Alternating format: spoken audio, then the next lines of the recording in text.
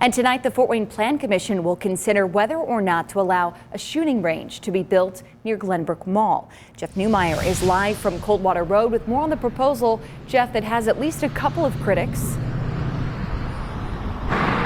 Yeah, Krista, Plan Commission meeting right now, and on the agenda for that meeting is a public hearing regarding this property you see behind me right now that's temporarily hosting a Halloween supply store. Midwest Shooting Center, which has a similar operation in Lima, Ohio, seeks a zoning change from limited industrial to general commercial that would allow the company to open a gun retail store here and also provide gun safety training classes and an indoor shooting range on the site of what used to be a Babies R Us store. The Fort Wayne Allen County Department of Planning Services is recommending that the request be approved. Staff says the request is in compliance with the city's comprehensive plan, and because the space sits empty right now most of the year, staff believes the approval would boost surrounding property values. Two people submitted a letter to the Plan Commission in opposition, saying it's a mistake to put a gun store so close to other retail outlets, that this request comes as we live in a time of unprecedented mass shootings.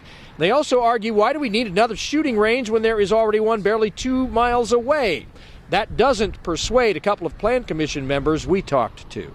Planning Commission doesn't decide how many grocery stores we should have. They don't decide how many drugstores we should have, and they're not going to decide how many shooting ranges we should have. That is done by our system of government. We're not Cuba. We're not Venezuela. In this time of in the history of our country, you do have to have training. You know, if you own a gun, you have those rights to the Second Amendment. So I do support this project.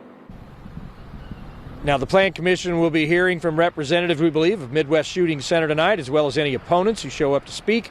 A decision on whether to grant the zoning change is expected at the Plan Commission's business meeting set to happen next week. All right, and we'll wait to see what they decide, Jeff. Thank you.